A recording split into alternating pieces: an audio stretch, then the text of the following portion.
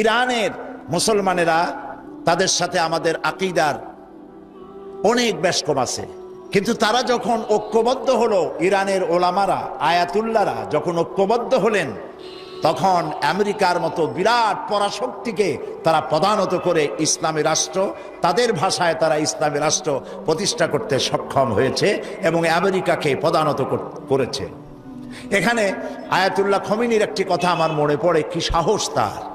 ইমান আকীদা যাই থাকুক, আকীদার প্রশ্নে আমরা আপোস করব না, কিন্তু এই কথাটা তো বলতেই পারি।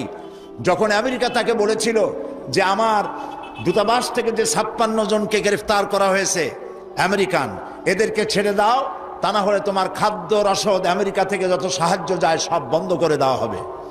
আয়াতুল্লাহ খমেনি জবাব দিয়েছিলেন আমেরিকান প্রেসিডেন্টকে, তুমি কারে খাবারের ভয় দেখাও? যেই জাতির বছরে 1 মাস না খাইয়া থাকা ফরজ, সেই জাতি তোমার খাবারের অপেক্ষা করবে?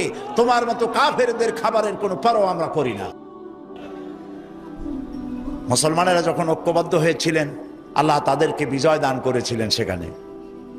ঠিক এমনি করে পাকিস্তানে যখন সর্বশ্রেণীর ওলামায়ে কেরাম মুত্তাহিদায়ে আমল, মজলিস মুত্তাহিদায়ে আমল এ নাম করে যখন একটি সংগঠন কায়েম করলো, সমস্ত ফিরকার মাকতুবায়ে খেয়ালে সমস্ত আলেমরা যখন ঐক্যবদ্ধ হলো, পৃথিবীকে অবাক করে দিয়ে ইসলামী শক্তি সেখানে বিজয় লাভ করলো। ঠিক অনুরূপভাবে বাংলাদেশ বিগত সরকার এইখানে অত্যাচার করেছে আলেমদের উপরে, এবং সবচাইতে বেশি দুশ্মনী করেছে তারা আলেমদের সাথে। আলেমরা ছিল তাদের জীবনের দুশ্মন। যে কবি তার কবিতার মধ্যে লিখেছে, ফজরের নামাজ যখন, ফজরের আজান যখন শুনি, মনে হয় যেন বেশ্যা তার খরিদ্দার ডাকতেছে। নাউজুবিল্লাহ। এই যে কবি, যে মুশরিক, নাস্তিক, মুরতাদ কবি যখন এই কবিতা পড়লো, লিখলো, তদানীন্তন প্রধানমন্ত্রী তাকে ডেকে নিয়ে জাতীয় প্রধান কবি হিসাবে তাকে পুরস্কৃত করলো। আর যে লোকটি হাদিস পড়ালো, 50 বছর ধরে হাদিসের ছাত্র বানালো দেশ জুড়ে, সেই শাইখুল হাদিসকে গ্রেফতার করে চোর আর ডাকাতদের মধ্যে রেখে দিল। বিনা কারণে 252টি মাদ্রাসা তারা বন্ধ করে দিল। এগুলি কি বানায় বললাম? এই মঞ্চে বসে আমি বলেছিলাম তাদের আমলে, নিশ্চয়ই আপনাদের মনে থাকার কথা, গারাঙ্গিয়া মাদ্রাসারে ভুয়া মাদ্রাসা বানাইছিল তারা। আমি বলেছিলাম গারাঙ্গিয়া মাদ্রাসা যদি ভুয়া হয়, তাহলে তুমি সরকার, তুমিও ভুয়া সরকার। 252টি মাদ্রাসা বন্ধ করে দিল। এবং 1 জানুয়ারি তাদের বিদায়ের বছর, 1 জানুয়ারি থেকে নিয়ে 30 জুন পর্যন্ত পাবলিক সিকিউরিটি অ্যাক্ট, জননিরাপত্তা আইনে মাদ্রাসার ছাত্র এবং শিক্ষক আর আলেম ওলামাদের 26,000 আলেমদেরকে গ্রেফতার করে কারারুদ্ধ করে তাদের উপরে নির্যাতন করেছিল। আলেম হলো তাদের দুশ্মন, আলেমদের নাম সহ্য করতে পারে না। আর নাস্তিক, মুরতাদ যারা, বুদ্ধিজীবী নামের মুরতাদ যারা, এরা তাদের কলিজার টুকরা মাথার উপর উঠায় রাখে। আর আলেম সহ্য হয় না, মাদ্রাসা সহ্য হয় না। সমস্ত কওমি মাদ্রাসাগুলি হরকতুল জিহাদ বানাবার, বোমা বানাবার আড্ডাখানা বলে তারা বলেছিল, প্রচার করেছিল। বাইতুল মোকাররমের মসজিদের ভিতরে ঢুকে মুসল্লিদেরকে পিটাইয়া মসজিদে মুসল্লিদের রক্ত দিয়ে লাল করে দিয়েছিল মসজিদকে। এগুলি বানানো কথা? এই সব অত্যাচারে অত্যাচারিত হলো দেশের জনতা, বিশেষ করে আলেম ওলামা। আমাদের মাথায় যে টুপি, এই টুপিটা কার? ফুরফুরা পীর সাহেবের টুপি? শর্ষিনার টুপি? জামাত ইসলামের টুপি? কার টুপি? নবী করিম সাল্লাল্লাহু আলাইহি সাল্লামের দেওয়া উপহার মুসলমান পুরুষদের জন্য টুপি। সেই টুপিকে কুত্তার মাথায় পরিয়ে পোস্টার ছেপে শহরে বন্দরে সর্বত্র তারা ছড়িয়েছিল। সেই যন্ত্রণা সহ্য করতে না পেরে দেশের সমস্ত ওলামায়ে কেরাম ঝুঁকি নিলেন, জীবনের ঝুঁকি নিলেন। চাকরি চলে যায় যাক, ইমান যেতে দেব না। ঐক্যবদ্ধ হয়ে গেল সারা বাংলাদেশের আলেম ওলামা, পীর বুজুর্গ, এবং ঐক্যবদ্ধ হয়ে তারা আন্দোলন শুরু করলো। আল্লাহ তাআলা ওলামাদের ঐক্যের কারণে 4 দলীয় জোটের বিশাল অভূতপূর্ব বিজয় দান করে দিলেন। আজকে এই বিজয়কে ধরে নিয়ে আমাদেরকে ঐক্যবদ্ধ হতে হবে। ঐক্যবদ্ধ হওয়ার কথা এখানে অনেক এসেছে, কিন্তু কিভাবে ঐক্যবদ্ধ হব সেই কথা আমাদের অনেকের কাছে জানা নাই। কিভাবে ঐক্যবদ্ধ হব? আমি হযরত মাওলানা মুফতি সাঈদ আহমদ সাহেব ওস্তাজুল আসাতিজা, আমি যা বলতে চাইছিলাম, এমনি আমি ফকির মানুষ, আমার ঝুলি খালি, আমি যা বলতে চাইছিলাম তা অনেক তিনি বলে ফেলেছেন। এখন আমি ফকির মানুষ কি বলবো আল্লাহই জানে। তিনি যে কথাগুলি বলেছেন অত্যন্ত গুরুত্বপূর্ণ কথা বলেছেন। এদেশে ওলামাদের ঐক্য নাই এ কথা ঠিক নয়। ওলামাদের ঐক্য বহুলাংশে প্রতিষ্ঠিত হয়েই গেছে আলহামদুলিল্লাহ। এখন আগের মতো অত ফতোয়াবাজি নাই, এখন ঐক্যের প্ল্যাটফর্ম গড়ে উঠতেছে আলহামদুলিল্লাহ বলি। মার এসেছে পৃথিবী জুড়ে, মারের চোটে ঐক্যবদ্ধ হওয়াই লাগবে। বুশ মারা শুরু করেছে, এ মার আমাদের পাওনা ছিল। এটা আসতে বলতেছি, আপনাদের কানে কানে বলতেছি। বুশের আশা খারাপ হয় নাই, আশা দরকার ছিল। ওমা আসাবাকুম মিন মুসিবাতিন ফাবিমা কাসাবাত আইদিকুম। মার খাইতেছো দুই হাতের কামাইয়ের কারণে। একজনে বিবাহ করছিল, কিন্তু বউ তার কাছে আসে না। 1 মাস 2 মাস 3 মাস চলে যায়, বেচারা খুব অসহায় হয়ে পড়লো। এত টাকা খরচ করলাম, তারপরে তাবিজের শরণাপন্ন হলো, দোয়ার শরণাপন্ন হলো, কোনো কাজ হয় না। সর্বশেষ এক বুজুর্গ ব্যক্তির কাছ থেকে চিনি পড়া নিয়ে পানের মধ্যে ঢুকাইয়া খাওয়াইছে। রাত দুপুর 2:30 3টা বাজে হঠাৎ করে বউ গলা জড়ায় ধরছে স্বামীর। স্বামী বলছে যে আল্লাহ, এই শেষের হুজুরের চিনি বড়া কামে লাগছে। বউ কয় যে কি এর চিনি বড়া কামে লাগছে, ঘরে চোর ঢুকছে তাই ভয়তে গলা জড়ায় ধরছে। বাড়িওয়ালা বলতেছে, স্বামী বলতেছে, আয় চোর, मैं तुझे खैर मकदम कहता हूं, तू हर रोज मेरे घर पे आया कर। তুই আমার বাড়িতে রেডিও টেলিভিশন ফ্রিজ যা আছে সব নে, প্রত্যেক দিন আসবি, তাহলে আমার প্রিয়াকে আমার গলার সাথে পাবো।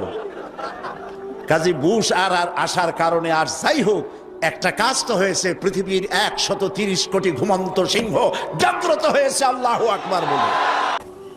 আকীদা বিশ্বাসের দিক থেকে তাওহীদ যদি হয় পুরা দ্বীনের মূল উৎস, তাহলে আমলের দিক থেকে নামাজ হচ্ছে পুরা দ্বীনের মূল ভিত্তি। নামাজ হচ্ছে আমলের মূল ভিত্তি। এর বাস্তবায়ন ছাড়া দ্বীন পূর্ণ হয় না। নামাজ মুমিনের কেবলমাত্র একটি উত্তম আমলই নয়, বরং নামাজ হচ্ছে ঈমানের মূল ভিত্তি। যার কাছে নামাজ নাই তার কাছে কিছুই নাই। রাসূল করিম সাল্লাল্লাহু আলাইহি ওয়াসাল্লাম বলেছেন যে নামাজ যে ব্যক্তি পড়ে না, আল্লাহ পাকের সাথে তার কোনো সম্পর্ক বাকি থাকে না। সুতরাং এই নামাজটা হচ্ছে এই যে একমাত্র একাগ্র চিত্তে আদবের সাথে আল্লাহর সামনে রুজু হয়ে যাওয়া। কোরআনে কারীম বলছে, মুনিবিনা ইলাইহি ওয়াত্তাকুহু ওয়াকিমুস সালাতা ওয়া লা তাকুনু মিনাল মুশরিকিন। তোমরা আল্লাহর দিকে রুজু হয়ে যাও এবং তাকে ভয় করে অন্যায় কাজ থেকে বিরত থাকো, আর নামাজ কায়েম করো। মুশরিকদের অন্তর্ভুক্ত হয়ে যেও না। নামাজ কায়েম করা, নামাজের আদেশ কোরআনে কারীমের মধ্যে আল্লাহ পাক বহু জায়গায় করেছেন। ঈমানের পর নামাজই হচ্ছে সবচেয়ে বড় জরুরি।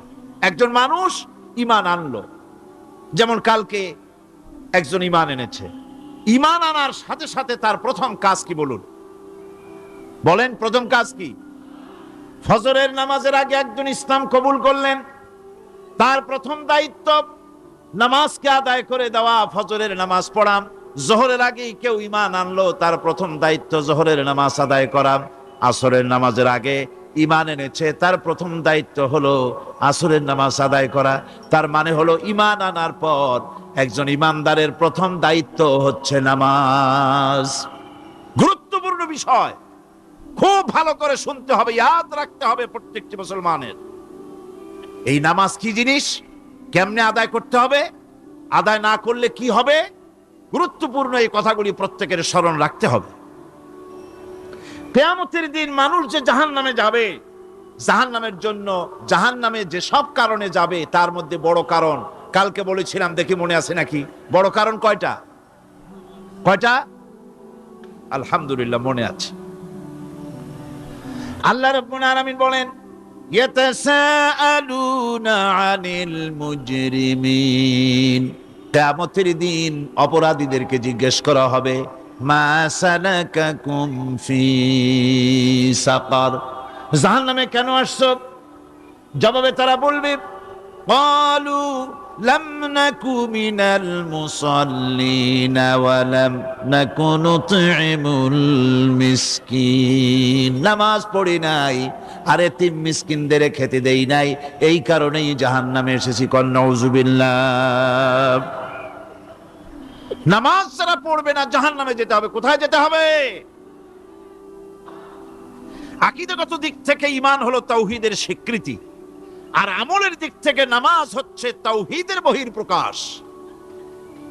আপনি মুসলমান তা প্রমাণ হবে নামাজ দিয়ে। নামাজহীন ঈমানের দাবি মূল্যহীন। যার নামাজ নাই তার ঈমানের দাবি করার কোনো মূল্যই নেই। অনেক এরকম কথা বলে, হুজুর আমি মানুষটা নিতান্ত খারাপ না, যাই মনে করেন, গ্রামে রাস্তা বানাইছি, ব্রিজ করে দিয়েছি, কালভার্ট করেছি, এতিম মিসকিনরে তাও মাঝে মধ্যে খাবার দেই, বিধবারে কাপড় চোপড় দেই, মানুষটা আমি নিতান্ত খারাপ না, তবে এই মাঝে মধ্যে একটু নামাজ পড়ি না, তাতে কি আমার ঈমান নষ্ট হয়েছে নাকি? আমি বলি, ভাই ঈমানই তো নাই, নষ্ট হবে কি? ঈমান থাকলে না নষ্ট হবে? ঈমান নাই। সুতরাং একজন মুসলমান যদি নামাজ না পড়ে নিজেকে মুসলমান বলে দাবি করার কোনো হক তার নাই, দাবি করার অধিকার নাই। নামাজ হচ্ছে জিন্দেগি, নামাজটাই মূলত জিন্দেগি। নামাজটা কি? জিন্দেগি। আল্লাহ রাব্বুল আলামিন শিখাচ্ছেন, কুল ইন্না সালাতি ওয়া নুসুকি ওয়া মাহইয়ায়া ওয়া মামাতি লিল্লাহি রাব্বিল আলামিন। মুহাব্বতের সাথে সবাই পড়েন, কুল ইন্না সালাতি ওয়া নুসুকি ওয়া মাহইয়ায়া ওয়া মামাতি লিল্লাহি রাব্বিল আলামিন। বলো আমার নামাজ, বলো আমার নামাজ, আমার কোরবানি, আমার হায়াত, আমার মত সবকিছুই আল্লাহ রব্বুল আলামিনের জন্য নিবেদিত। আমার বেঁচে থাকা, আমার মরে যাওয়া সব আল্লাহর জন্য। সে আল্লাহ রব্বুল আলামিন, তার জন্য সবকিছু নিবেদিত করতে হবে। আল্লাহ পাকের গোলাম আমাদের বানিয়েছেন, আল্লাহ আমাদের গোলামি করা লাগবে। আর গোলামির নমুনা যাকাত দিয়া, হজ দিয়া, দান দিয়া, সদকা দিয়া, কোন জিনিস দিয়ে নামাজের মতো গোলামির উৎকৃষ্ট প্রমাণ বা নমুনা আর কিছুতে নাই। আমি যে গোলাম তার উৎকৃষ্ট প্রমাণ হচ্ছে নামাজ। নামাজেই একটা মানুষ গোলামির অনুভূতিতে তাকে নিয়ে যায়। বাদশাহ হোক, মন্ত্রী হোক, পীর হোক, মৌলানা হোক, মুহাদ্দিস হোক, বড় লোক হোক, গরিব হোক, পুরুষ হোক, নারী হোক, যেই হোক, নামাজে দাঁড়াইলো, একেবারে কান্ডারে ধরিয়া কানের কাছে হাত দিয়া, হাত দুটো বাঁধিয়া মাথা নিচের দিকে দিয়ে দাঁড়ায় গেল। কিসের মতো? আসামির মতো, গোলামের মতো। সুবহানাল্লাহ। এদিক ওদিক তাকাইতে পারবা না, চোখটা থাকবে সেজদা যেখানে দিবা সেখানে। তাকানো নিষেধ, সেজদার দিকে তাকাও। এরপরে যখন রুকুতে গেলেন, গোলামির নমুনা হয়ে গেল। গোলামের এরকম মাথা নিচু করে থাকতে হয় প্রভুর সামনে। গেলেন, রাজা, বাদশা, বড় লোক, সব অহংকার চূর্ণ হয়ে গেল। নাক আর কপাল দিয়া আমার মাবুদের দরবারে মাথাটা লাগাই দিলাম জমিনের উপরে। সুবহানাল্লাহ। আমি আমার ভাষায় বলি, আমি আমার ভাষায় কথাটা এভাবে বলি, এই জমিনটা যদি কাগজ হয় আর আমার নাকটার কপালটা যদি কলম হয়, তাহলে আমি যে গোলাম দৈনিক 5 বার আমার নাক আর কপাল দিয়া জমিন নামক কাগজের উপরে, দাস খতের উপরে দৈনিক 5 বার নাক আর কপাল দিয়া সই করে দেই, আল্লাহ আমি তোমার গোলাম আর কারো গোলাম নই। আমি একমাত্র তোমার গোলাম। ঘুমের থেকে উঠে সেজদা দিয়ে বলি, দুপুরের সময় কাজ ফালাইয়া আর একবার বলি, বিকেল আসার আগেই আসরে আর একবার বলি, দিন যখন শেষ হয় আর একবার বলি, রাতে যখন শুতে যাই আর একবার সেজদা দিয়া ঘোষণা করি, মাবুদ আমি তোমার গোলাম। সুবহানাল্লাহ। নামাজ হচ্ছে ইসলামের গণ্ডির মধ্যে প্রবেশের প্রমাণ। কোরআনে কারীম বলছে, ফাইন তাবু ওয়া আকামুস সালাতা ওয়া আতাউজ যাকাতা ফাইখওয়ানুকুম ফিদ্দীন। সূরা তওবা এসেছে, তারা যদি তওবা করে আর নামাজ কায়েম করে, যাকাত যদি আদায় করে, তাহলে এখন তোমাদের সে দ্বীনি ভাই, এখন ভাই হয়ে গেল। একটু আগে ছিল কাফের মুশরিক, এখন তোমার দ্বীনি ভাই। দ্বীনের গণ্ডির মধ্যে প্রবেশ করা, কলেমা পড়ার সাথে সাথেই নামাজ। নামাজ হচ্ছে দ্বীনের প্রধান গেট, দ্বীনের প্রধান তোরণ। দ্বীনের মধ্যে প্রবেশ করার জন্য এই গেট দিয়ে প্রবেশ করতে হবে। সুতরাং এই নামাজের এতই গুরুত্ব দেওয়া হয়েছে। ইসলাম যদি ক্ষমতায় আসে, আল্লাহ যেন এনে দেন, জোরে কোন আমিন। ইসলাম যদি ক্ষমতায় এসে যায়, রব্বুল আলামিন তাফসীরে মাহফিল কোরআন সামনে নিয়া আশা করে তোমার দরবারে দোয়া করি, এই বিশাল জনসমুদ্রের দোয়া কবুল করো মাবুদ গো, এই বাংলাদেশকে ইসলামের দেশ বানাইয়া দাও। দেশটা যদি ইসলামের হয়ে যায়, আইন যদি আল্লাহর হয়, শাসন যদি সৎ লোকেরা করে, রব্বুল আলামিন কোরআন শরীফে বলেন, তাহলে তারা 4টা কাজ করবে। আল্লাযীনা মাক্কান্নাহুম ফিল আরদ আকামুস সালাতা ওয়া আতাউজ যাকাত ওয়া আমারু বিল মা'রুফি ওয়া নাহাউ আনিল মুনকার। মুমিনরা ক্ষমতায় এসে প্রথম যে কাজটা করবে, প্রথমে ক্ষমতায় এসেই নামাজ বাধ্যতামূলক করবে। প্রথম কি? ওয়াজ নসিহতে অনুরোধ করা হবে না, বাবাজিরা আল্লাহর রাস্তায় নামাজটা পড়ে না। রেডিও এবং টেলিভিশনের মাধ্যমে রাষ্ট্রপ্রধান অর্ডার করে দিবেন, যারা আকেল বালিগ সকলের জন্য নামাজ বাধ্যতামূলক, নামাজ পড়তেই হবে, এটা অর্ডার। বেলা যখন 1টা বেজে যাবে, বেলা যখন 1টা বাজবে, সমস্ত মসজিদে আজান শুরু হয়ে যাবে। আজানের সাথে সাথে অফিস, আদালত, কল কারখানা, ক্ষেত খামার, শিক্ষাঙ্গন সব ডেডলক হয়ে যাবে। আধা ঘন্টার জন্য বন্ধ হয়ে যাবে। যারা মুসলমান অফিসে, কলেজে, ইউনিভার্সিটিতে, সর্বত্র তারা নামাজের জন্য প্রস্তুতি নেবেন। আধা ঘন্টার ভিতরে নামাজ আর খানা সেরে আবার কলেজ চলবে, বিশ্ববিদ্যালয় চলবে, কল চলবে, কারখানা চলবে, ক্যান্টনমেন্ট চলবে, সেক্রেটারিয়েট চলবে, সব আপন গতিতে চলতে থাকবে। আল্লাহর রহমত, বরকত আকাশ ফেরে নাজিল হয়ে যাবে। আর এই অর্ডার যে দেওয়া হবে, নামাজ পড়বেন সেখানে। থানায় যখন আজান হবে, থানায় আজান হয়ে গেছে, থানার স্টাফ, পুলিশ যারা আছে, জামাতে খাড়া হয়ে যাবে, ইমামতি করবেন ওসি সাহেব। এসপির অফিসে এসপি সাহেব ইমামতি করবেন, ডিসি সাহেব তার অফিসে ইমামতি করবেন, মন্ত্রী সেক্রেটারিয়েট ইমামতি করবেন, প্রেসিডেন্ট বঙ্গভবন ইমামতি করবেন, বিশ্ববিদ্যালয়ের ভাইস চ্যান্সেলরের ইমামতিতে সে জায়গার মুসলমান ছাত্র ছাত্রী, শিক্ষক শিক্ষয়িত্রী এক জামাতে নামাজ আদায় করবে। এই যদি হয় চিত্র দেশের, অপরাধ থাকবে? থানায় ওসি সাহেব নিজেই যদি জামাতের ইমামতি করেন, এইভাবে নামাজ আদায় করেন পুলিশদের নিয়ে জামাতে, ঘুষ আর খাবে তারা? এসপি সাহেবের অফিসে, ডিসি সাহেবের অফিসে মন্ত্রীরা যদি এভাবে নামাজ কায়েম করে, তাহলে কি অন্যায় অপরাধ কিছু থাকবে সমাজে? থাকবে না। সুতরাং নামাজ বাধ্যতামূলক করে দেওয়া হবে। নামাজ বাধ্যতামূলক, সকলকে নামাজ পড়তে হবে। নামাজ হচ্ছে অপকর্মের প্রতিবন্ধক। নামাজ পড়লে অন্যায় কাজ থেকে বাঁচার পথ। অন্যায় থেকে বাঁচায় কিসে?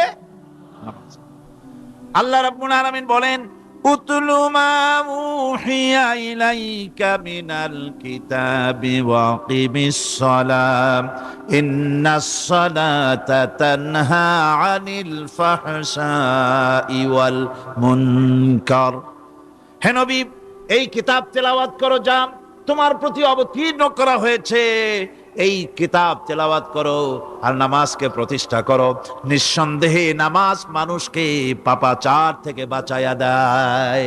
অশ্লীলতা পাপাচার থেকে মানুষকে বাঁচায় কে? জোরে চিল্লায় কোন কে? এই নামাজ মানুষকে অন্যায় কাজ থেকে বাঁচায় দেয়। নামাজ যে মানুষকে অন্যায় কাজ থেকে বাঁচায়, কেমনে বাঁচায়? আমরা যে নামাজ পড়ি, এই নামাজে তো আমাদেরকে অন্যায় কাজ থেকে বাঁচাইতে পারে না। নামাজি বহুত মানুষ আছে অন্যায় করে, করে কিনা কোন? না করে না? করে। নামাজি অথচ অন্যায় করে। আর আল্লাহ বলছেন নামাজিকে, নামাজ তাকে অশ্লীলতা থেকে ফিরায়। তাহলে কথা কারটা ঠিক? আল্লাহরটা। জোরে বলেন কারটা ঠিক? অবশ্যই আমার আল্লাহর কথা হক। আমি ভুল করতেছি, আমি যেন কোথাও ভুল করতেছি, সামথিং ইজ রং, কোথাও যেন আমরা ভুল করে বসতেছি, সেই ভুলটা কি আমরা আবিষ্কার করতে চেষ্টা করবো ইনশাআল্লাহ। প্রথম যে কথাটা সেটা হচ্ছে এই যে আমরা যা নামাজে পড়ি আমরা তা বুঝি না। কথা ঠিক কিনা? আমি যদি এখন প্রশ্ন করি সামি আল্লাহু লিমান হামিদা অর্থ কি কোন, ফার্স্ট ডিভিশনে কয়েকটা লেটার নিয়ে ফেল করবেন এরকম লোক আছেন না নাই? সুবহান রাব্বিয়াল আলা অর্থ কি জানি না, সুবহান রাব্বিয়াল আযীমের অর্থ কি জানি না, দোয়া কুনুত অর্থ কি জানি না, তাশাহুদ অর্থ কি জানি না, সূরা ফাতিহার অর্থ কি জানি না। এমন কি উযুর মধ্যে কয়টা ফরজ তাও অনেকের জানা নাই। কথা কি বেশি বললাম না ঠিক বলছি? একজনের জিজ্ঞেস করলো, মিয়া উযুতে কয় ফরজ? কয় হুজুর কি মনে করেন এটা বুঝি জানি না, এটা তো সাধারণ ব্যাপার, বলেন না কয় ফরজ? কয় উযুতে তো 17 ফরজ। কি কি? কয় হাত ধোয়া, পাও ধোয়া, মুখ ধোয়া, নাক ধোয়া, চোখ ধোয়া, জিহ্বা ধোয়া, মাথা ধোয়া। বলতে বলতে গুনে দেখা গেল প্রায় 19টার মতো বলছে। বলা হলো, মিয়া বললেন আপনি উযুতে ফরজ 17টা, কইলেন আপনি 19টা। কয় হুজুর জানি আরো, বলি না আপনাদের ভয়তে। উযু জানে না, নামাজ জানে না, তাকে এই নামাজ কেমনে ফিরাবে অন্যায় কাজ থেকে? কথা বুঝতে পেরেছেন? নামাজে আল্লাহু আকবার বললাম, এরপরে সানা পড়লাম, তারপরে সূরা ফাতিহা পড়লাম। সূরা ফাতিহার ভিতরে যে সমস্ত কথাগুলি বললাম সেই কথাগুলি বুঝি না, কি বলেছি তাও জানি না। এরপরে সুবহান রাব্বিয়াল আলা বলেছি, সুবহান রাব্বিয়াল আযীম বলেছি, সামি আল্লাহু লিমান হামিদা বলেছি, অর্থ কি জানি না। আল্লাহ তা শুনতে পান, যে ব্যক্তি আল্লাহর প্রশংসা করেন তিনি তা শুনতে পান। নামাজের মধ্যে আইডিয়া দেওয়া হচ্ছে, তুমি যে আল্লাহর জন্য নামাজ পড়তেছো, প্রশংসা করতেছো, এটা এমন নয় যে আল্লাহ পাক দেখছেন না বা শুনতেছেন না। তুমি যা বলতেছো, প্রশংসা করতেছো, আল্লাহ পাক তা শুনতে পাচ্ছেন। সামি আল্লাহু লিমান হামিদা। সুবহান রাব্বিয়াল আলা, আমি মহান সর্বশ্রেষ্ঠ আল্লাহ রাব্বুল আলামিনের পবিত্রতা ঘোষণা করছি, আমি তার প্রশংসা করছি। সূরা ফাতিহার কি আমরা বলি আপনারা ব্যাখ্যা দেখে বুঝে নিয়েন, সেগুলি আমি এখানে বলে বাকি কথা সব শেষ করতে পারবো না। নামাজে কি পড়েন সেটা যদি জানতেন, অবশ্যই আল্লাহ রাব্বুল আলামিনের কথা কার্যকরী হয়ে যেত। ইন্নাস সালাতা তানহা আনিল ফাহশাই ওয়াল মুনকার। নামাজ মানুষকে পাপের কাজ, অশ্লীলতা থেকে ফিরাতে পারে। আল্লাহ ইন্না বসায়ছেন, নিশ্চয়ই, বেশক, অবশ্যই নামাজ পাপ থেকে ফিরাবে। কিন্তু কেমনে ফিরাবে নামাজ তো বুঝি না, নামাজ তো বুঝি না। খালি সেজদা দেয় জনমের মতো। আর সেজদা কি? নামাজে যদি দেখে ইমাম দেরি করতেছে, আত্তাহিয়াত পড়তে দেরি হয়ে যাচ্ছে, পিছন থেকে সিগন্যাল মারে, ঠিক কিনা? বেয়াদব, বেয়াদব। তোমার নামাজ, তোমার আত্তাহিয়াত আগে শেষ হয়েছে, তাতে কি হয়েছে? চুপ করে বসে থাকো। ইমামকে কাশি দিয়া সতর্ক করার অধিকার তোমার নাই। যদি ইমামকে সতর্ক করার জন্য কাশি দিয়ে থাকো, তোমার নামাজ ফাসেদ হয়ে যাবে। এটা ফাজলামি করার জায়গা না, এটা নামাজ। এর নাম কি? ধীরে সুস্থে নামাজ পড়তে হবে। অনেকে মসজিদটারে মনে করে জেলখানা, ঢুকতে যত দেরি, বেরোতে পারলে যেন বাসে যান ছটফট করে। সিনেমার মধ্যে গিয়ে ঘন্টার পর ঘন্টা বসে থাকে, খারাপ লাগে না?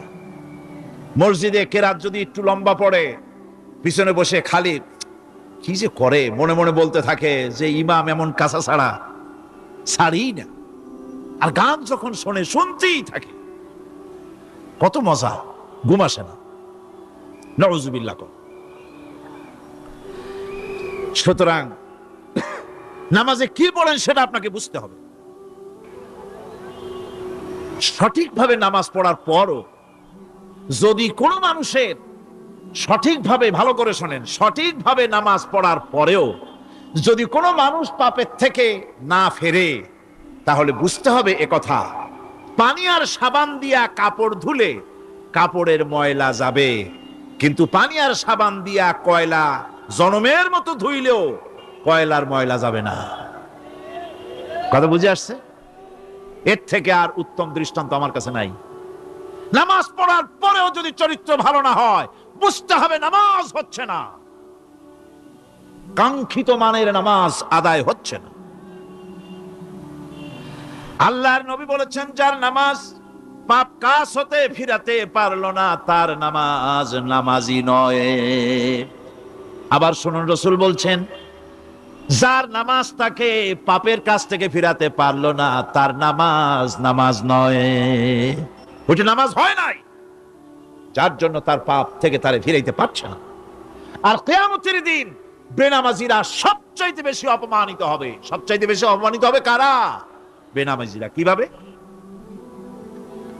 ইয়াউমা ইউকশাফু আন সাকিন ওয়া ইউদআউনা ইলাস সুজুদি ফালা ইস্তাতিউন। সেদিন কঠিন সময়, আল্লাহ রাব্বুল আলামিন লোকদেরকে সিজদা করার জন্য বলবেন, কিন্তু যারা বেনামাজি ছিল দুনিয়ায়, তারা সিজদা দিতে পারবে না। বলেন নাউজুবিল্লাহ।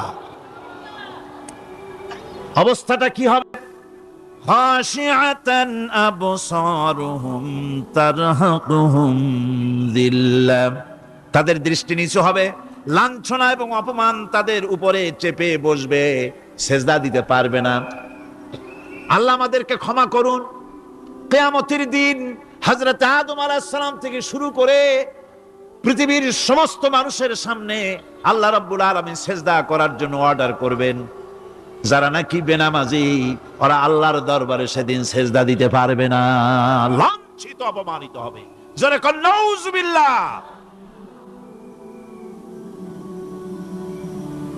নামাজ, মুমিনের নামাজ একরকম, মুনাফিকের নামাজ হলো আর এক রকম। মুনাফিকরাও নামাজ পড়ে, পড়ে কিনা কন? মুনাফিকেরাও নামাজ পড়ে। মুনাফিকেরা যখন নামাজ পড়তে যায়, আল্লাহ রাব্বুল আলামিন বলতেছেন, ওয়া ইযা কামু ইলাস সালাতি কামু কুসালা। মুনাফিকেরা যখন নামাজ পড়তে দাঁড়ায়, নামাজে আসে ঠিক তারা, কিন্তু নামাজের জন্য দাঁড়ায় খুব শৈথিল্য ভারে, শৈথিল্য ভাবে দাঁড়ায়, কাহিলি, সুস্তি, এ জায়গা চুলকায়, পায়জামা ধরে টান দেয়, টুপিটা ঘুরে আয়, এদিক ওদিক তাকায়। মুনাফিকের নামাজ দেখলেই ঠিক পাওয়া যায় যে বেটা মুনাফিক। এইভাবে সে দাঁড়ায়। তার নামাজটা কি জন্য? ইউরাউনান নাসা ওয়া লা ইয়াযকুরুনাল্লাহা ইল্লা কালিলা। তাদের নামাজ হচ্ছে মানুষকে দেখাবার নামাজ। নাউজুবিল্লাহ। এখন দেখবেন এই মৌসুম আসছে, নামাজের মৌসুম, বেনামাজিদের নামাজের মৌসুম। জনসভা হচ্ছে, নির্বাচন আসতেছে, নামাজে রক্ত হয়ে গেছে, তাড়াতাড়ি আজান হয়ে গেল, টুপি না থাকলে রুমাল একটা মাথায় দিল, উজু আছে কি না আছে, আল্লাহু আকবার, যা আছে কপালে হয়ে যাক। মানুষকে দেখাবার জন্য এরা নামাজ পড়ে। এরা আল্লাহ শরণার্থে নামাজ খুব কম লোকই করে। এরা হচ্ছে মুনাফিক। দুনিয়া এবং আখিরাতে কল্যাণের জন্য একমাত্র মাধ্যম হচ্ছে নামাজ। দুনিয়াও যদি কল্যাণ চাই, আখিরাতেও যদি কল্যাণ চাই, তাহলে এর জন্য কি করতে হবে? কি করতে হবে? আমার কথা নয়, আল্লাহ রাব্বুল আলামিনের কথা শুনুন। রব্বুল আলামিন বলেন, ক্বাদ আফলাহাল মুমিনুন আল্লাযীনা হুম ফি সালাতিহিম খাশিউন ওয়াল্লাযীনা হুম লিয-যাকাতি ফাঈলুন ওয়াল্লাযীনা হুম লিফুরুজিহিম হাফিজুন। নিশ্চিতভাবে সেই সব মুমিন কল্যাণ লাভ করবে, নিশ্চিতভাবে।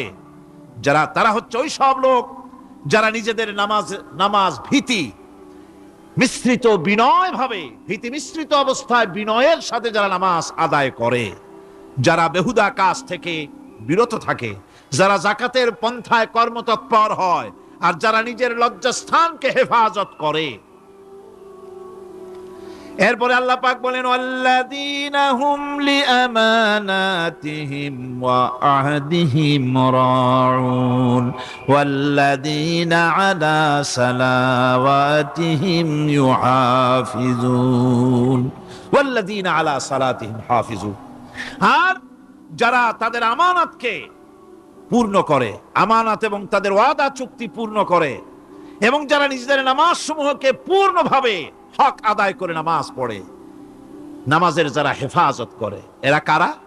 এরা হচ্ছে উলাইকা হুমুল ওয়ারিসুন আল্লাযীনা ইয়ারিসুনাল ফিরদাউসা হুম ফিহা খালিদুন।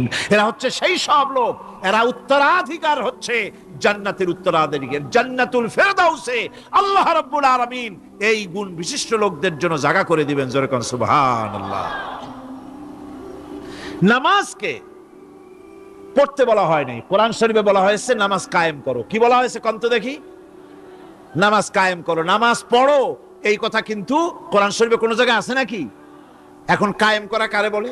একটা গুরুত্বপূর্ণ আরেকটি বিষয়, নামাজ কায়েম করতে বলা হয়েছে। কায়েম কি? কায়েমটা হচ্ছে দৃষ্টান্ত স্বরূপ বলা যায় যে জিনিসটা সমাজে প্রতিষ্ঠিত আছে ওইটারে বলে কায়েম হওয়া, আর যেটা প্রতিষ্ঠিত নাই ওটা কায়েম নাই। কায়েম মানে হলো প্রতিষ্ঠিত থাকা। যেমন আমাদের দেশে, আমাদের সমাজে নারী পুরুষ শিশু বৃদ্ধ সকলেই কাপড় পরা, শাড়ি পরা, লুঙ্গি পরা, এই কাপড় পরাটা কায়েম আছে, প্রতিষ্ঠিত আছে না নাই? যার কারণে কাপড় পরা সমাজে কায়েম আছে বলে উলঙ্গ মানুষ সমাজে খুঁজে পাওয়া যায় না, পাগল ছাড়া। ঠিক কিনা? একটা বাচ্চাকেও যদি উলঙ্গ হতে বলেন এখানে, 5 বছর 6 বছরের একটা বাচ্চাকেও, সে কিন্তু রাজি হবে না। ঠিক কিনা?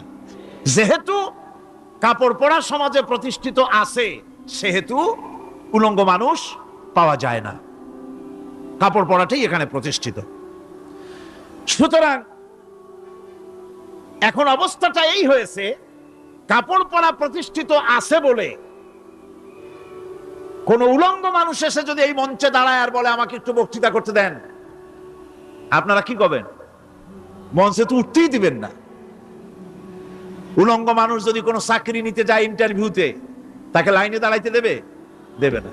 এমনকি উলঙ্গ হয়ে যদি বাড়িতে প্রবেশ করে, তার বউ দূর দূর করে তাড়ায় দেবে। ঠিক কিনা? যেহেতু সমাজের ভিতরে কাপড় প্রতিষ্ঠিত আছে, সেই জন্য এই উলঙ্গ মানুষ পাওয়া যায় না। অনুরূপ ভাবে নামাজ যদি প্রতিষ্ঠিত হতো সমাজের ভিতরে, তাহলে বেনামাজি খুঁজে পাওয়া যেত না। চাকরি করতে গেলে সেখানে নামাজ মানদণ্ড হয়ে যেত, নামাজ পড়ে কিনা তা দেখে নেওয়া হতো। বেনামাজি লোক পাওয়াই যেত না যদি প্রতিষ্ঠিত থাকতো। প্রথম প্রশ্নই হতো তুমি নামাজ পড়ো কিনা। ইলেকশনে যদি একজন উলঙ্গ মানুষ এসে দাঁড়ায়, ভাইরা এবার আমার বোতল মার্কা বাক্স, উলঙ্গ মানুষ এসে ভোটে দাঁড়াইছে, আপনারা ভোট দিবেন? দিবেন। ওইটা কাপড় প্রতিষ্ঠিত আছে বলে, লুঙ্গি প্রতিষ্ঠিত সমাজে আছে বলে উলঙ্গ মানুষকে আপনি ভোট দিবেন না। নামাজ যদি প্রতিষ্ঠিত থাকতো সমাজে, বেনামাজি মানুষ যদি এসে মঞ্চে দাঁড়ায়া যতই বলতো আমি ক্ষমতায় গেলে এই করব সেই করব। নামাজ প্রতিষ্ঠিত থাকলে পরে বেনামাজিরে কেউ ভোট দিত না। নামাজ যদি প্রতিষ্ঠিত থাকতো তাহলে অফিসের অফিসার তো দূরের কথা, বেনামাজি অফিসের ঝাড়ুদারের চাকরিও তার কিসমতে জুটতো না যদি নামাজ প্রতিষ্ঠিত থাকতো। এর নাম হলো নামাজ কায়েম হওয়া। নামাজ কায়েম থাকলে এই অবস্থার সৃষ্টি হতো। এই জন্য আল্লাহ পাক বলেছেন নামাজকে কায়েম করতে হবে। নামাজ হবে সব ভালো কাজের মানদণ্ড। সমস্ত ভালো কাজের মানদণ্ড কি? নামাজ। নামাজ আমাদেরকে বড় রকমের শিক্ষা দেয়। কি শিক্ষা দেয়? নামাজ আমাদের শিখায় ঐক্য আর ভ্রাতৃত্ব। ভ্রাতৃত্বের আর ঐক্যের শিক্ষা দেয়। এক নেতার আনুগত্য করা শিখায়। জামাত যত বড় হোক, ইমাম হবে কয়জন? একজন ইমাম হবে। আর এই ইমাম মানে কি? নেতা। ইমাম মানে কি? নেতা নির্বাচন শিখায় নামাজে। নেতা নির্বাচন কে শিখায়? নামাজ শিখায়। বোঝেন খুব ভালো করে। কিভাবে? মনে করুন চট্টগ্রাম শাহী মসজিদে ইমাম প্রয়োজন। এখন সেই ইমাম নেওয়ার জন্য ইন্টারভিউ কল করা হলো, বিজ্ঞাপন দেওয়া হলো পত্রিকায়। অনেক আলেম আসলেন। ইন্টারভিউ বোর্ডে যারা বসলেন তারা ইন্টারভিউটা কিভাবে নেবেন? যার মাথার চুল লম্বা বেশি তার ইমামতি দেওয়া হবে। যার লুঙ্গিটা পায়ের গিরার তলে তারে দেওয়া হবে। যার মোষটা মুখের মধ্যে গিয়া ঢুকছে, হাসি দিলে বুঝাই যায় না হাসে না কান্দে, তারে দিবে। দাড়িগুলা কামাইছে তারে দেবে। সিগারেট খায় বা অবশ্য চট্টগ্রাম আর সিলেটে সিগারেটের ফতোয়া ভিন্ন রকম। বরিশালে আমি যেখানে জন্মগ্রহণ করেছি, আমার এলাকায় কোনো আলেম যদি সিগারেট খায়, মসজিদের ইমাম তো ভালো, মসজিদ ঝাড়ু দিতেও ঢুকতে দেবে না মসজিদে। এটা এই এলাকার এক রকমের কায়দা। আমি এটার ব্যাপারে কথা নাইবা বললাম। তো আপনারা খুঁজে দেখবেন সে সিনেমা দেখে নাকি, মিথ্যা কথা বলে নাকি, বউ পর্দায় থাকে নাকি। এগুলি মাইক্রোস্কোপ যন্ত্র দিয়ে ইমামের মাথা থেকে পা পর্যন্ত দেখবেন কিনা কোন? আচ্ছা এবার কোন তো দেখি, এই ইমাম সাহেব ইমামতি করবে কতজন লোকের? 500, 1000। শাহী মসজিদে ধরেন 5000 লোক হইল। 5000 লোক, 5000 লোকের ইমাম নির্বাচনের সময় পা থেকে শুরু করে মাথা পর্যন্ত দেখেন, এমনকি বউ পর্যন্ত। বৌমনি আনিয়ে দেখেন না, পর্দায় থাকে কিনা এইটা আপনারা দেখেন, ঠিক কিনা? এ খবরটা নেন। 5000 লোকের একটা ইমাম বানাতে গিয়ে মাইক্রোস্কোপ যন্ত্র দিয়ে দেখেন মোষ কেমন, দাড়ি কেমন, চুল কেমন, পাও কেমন, হাত কেমন, হাতে নখ লম্বা কিনা, দাঁতে ছাতা কিনা, বউ পর্দায় থাকে কিনা, মিথ্যা কথা কয় কিনা, এত দেখেন। আর যখন নির্বাচন আসে তখন 2.5 থেকে 3 লক্ষ মানুষের জন্য একজন এমপি নির্বাচিত হয়। সেই ইমামকে বাছাই করার জন্য নামাজ পড়ে কিনা, জিনাকার কিনা, মদখোর কিনা, সুদখোর কিনা, ঘুষখোর কিনা, বদমাশ কিনা বাছাই করা হয় না।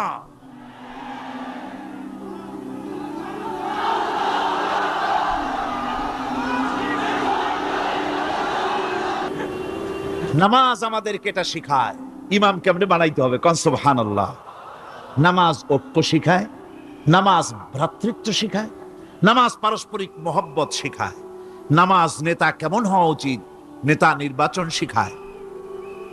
আবার নেতা ভুল করলে তার ভুল বলা যাবে না, এরকম হতে পারবে না।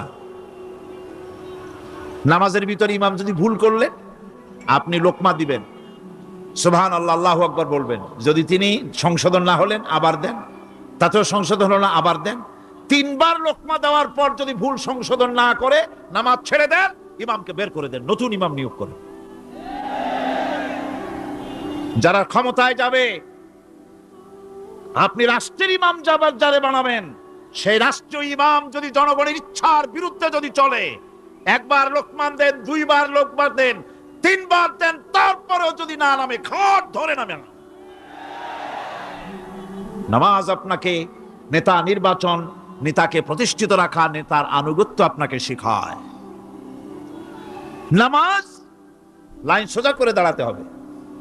লাইন যদি বাঁকা করেন আপনার কলজেটা ওরকম বাঁকা হয়ে যাবে। নাউযুবিল্লাহ। নামাজের কাতারে যার কারণে নামাজের কাতার বাঁকা হবে, পুরা কাতারের জন্য আল্লাহর কাছে ওই লোকটা দায়ী হয়ে যাবে। নামাজ শৃঙ্খলা শিখায়। সুবহানাল্লাহ কইতে ইচ্ছা করে না? নামাজ শৃঙ্খলা শেখায়।